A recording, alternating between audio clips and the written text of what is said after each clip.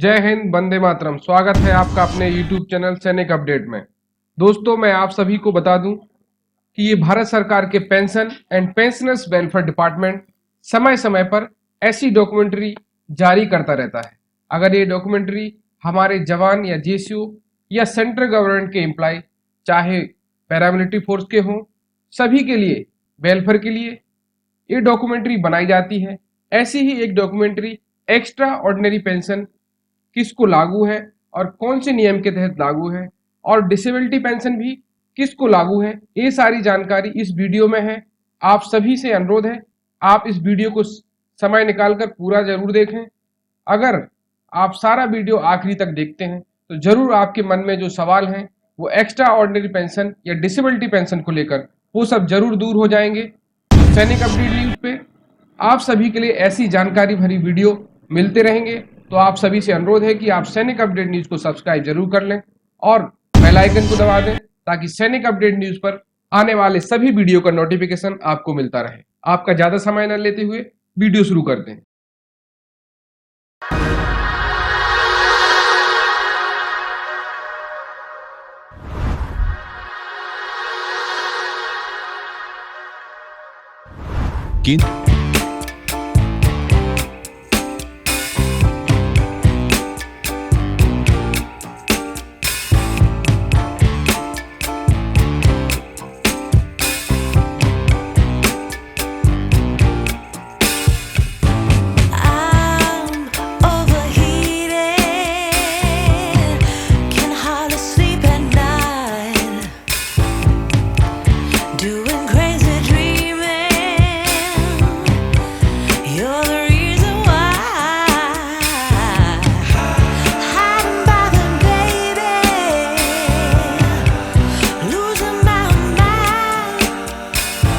कर्मचारी की मृत्यु सामान्य परिस्थिति में होती है तो उसके पति या पत्नी को पेंशन के रूप में अंतिम वेतन की 50% राशि मृत्यु के समय से अगले 10 वर्षों तक दी जाती है।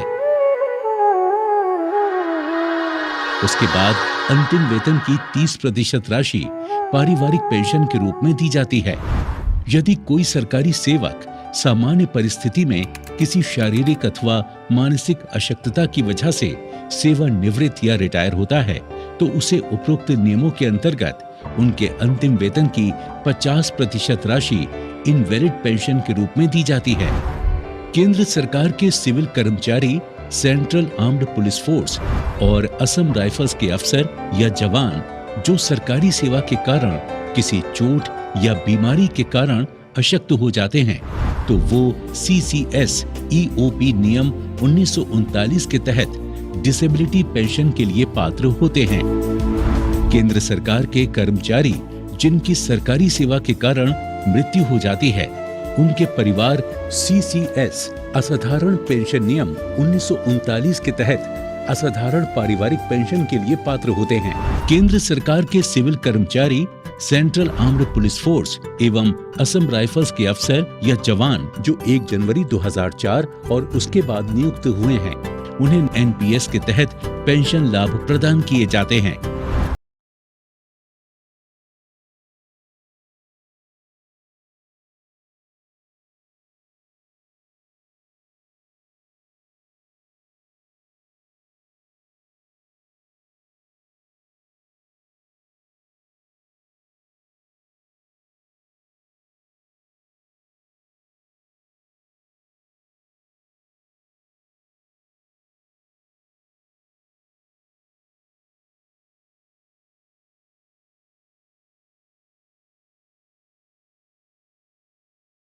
अलग अलग श्रेणियों के तहत मृत्यु हो जाने वाले कर्मचारियों के पति या पत्नी को मिलने वाले पारिवारिक पेंशन कुछ इस प्रकार से हैं।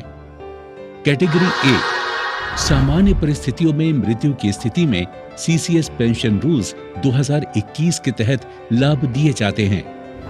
कैटेगरी B, सरकारी सेवा के कारण बीमारी के संपर्क में आने से मृत्यु होने की दशा में CCS EOP रूल के तहत अंतिम वेतन की 60% राशि पारिवारिक पेंशन के रूप में प्रदान की जाती है। कैटेगरी C, सरकारी सेवा के कारण जैसे सरकारी परिवहन में दुर्घटना या एयरक्राफ्ट से दुर्घटना आदि होने के कारण मृत्यु होने की दशा में CCS EOP रूल के तहत अंतिम वेतन की 60% राशि पारिवारिक पेंशन के रूप में प्रदान की जाती है। कैटेगरी D, सरकारी सेवा के कारण असामाजिक तत्व अथवा आतंकवादी घटना में मृत्यु होने की स्थिति में CCS EOP रूल के तहत अंतिम वेतन की 100% राशि पारिवारिक पेंशन के रूप में प्रदान की जाती है। कैटेगरी E, सरकारी सेवा के कारण जैसे अतिवादी, चरमपंथी, असामाजिक तत्व अथवा शत्रु के कारण मृत्यु होने की स्थिति में CCS EOP रूल के तहत अंतिम वेतन की 100% पारिवारिक पेंशन प्रदान की जाती है। न्यूनतम फैमिली पेंशन की राशि 18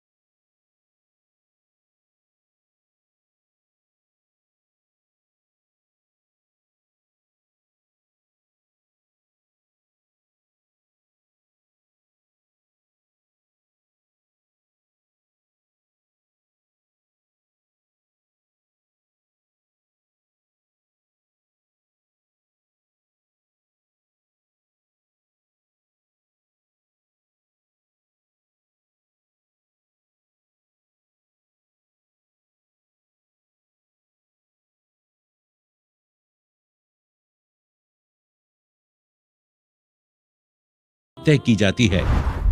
न्यूनतम डिसेबिलिटी पेंशन की राशि 18,000 रुपए है।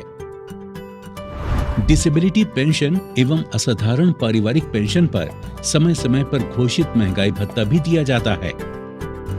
सरकारी सेवा के कारण अशक्तता होने के बावजूद यदि किसी कर्मचारी को वापस सेवा में रखा जाता है तो उसे डिसेबिलिटी एलिमेंट के बदले एक मुश्त मुआवजा राशि भी दी जाती है। यदि केंद्र सरकार के सिविल कर्मचारी, सेंट्रल आर्म्ड पुलिस और असम राइफल्स के अफसर या जवान 100% अशक्तता के कारण अपनी दिन प्रतिदिन की गतिविधियों के लिए पूर्णतः किसी दूसरे पर आश्रित हैं, चिकित्सा बोर्ड की अनुशंसा पर ऐसे अफसर या जवान को कांस्टेंट अटेंडेंट अलाउंस भी दिया जाता है। ये अलाउंस डिसेबिलिटी पेंशन के अतिरिक्त देय होता है। इस पर कोई महंगाई राहत भत्ता नहीं होता। वर्तमान में कांस्टेंट अटेंडेंस अलाउंस की राशि 6,750 रुपए प्रति माह है। यदि केंद्र सरकार के सिविल कर्मचारी, सेंट्रल आर्म्ड पुलिस फोर्स और असम राइफल्स के अफसर या जवान की सरकारी सेवा के कारण मृत्यु हो जाती है तो उनके परिवार को विभिन्न श्रेणियों के तहत 25 से 45 लाख तक की मुआवजा राशि प्रदान की जाती है। देश सेवा के लिए कार्यरत केंद्रीय कर्मचारियों को सरकार द्वारा दी गई ये सुविधा उनके परिवारों की जिंदगी के अंधेरे कोने में जलते हुए दीपक की लौ की तरह उजाला फैलाने वाली होती है। दीपक की ये लौ पीढ़ी दर पीढ़ी नौजवानों को हमेशा देश प्रेम के लिए प्रेरित करती रहेगी और भारत सरकार का पेंशन एवं पेंशन भोगी कल्याण विभाग खतरनाक परिस्थितियों में काम करने वाले CAPF जवानों, असम राइफल्स के वीरों और केंद्र सरकार के सिविल कर्मचारियों को नए नए लाभों से अवगत कराता रहेगा।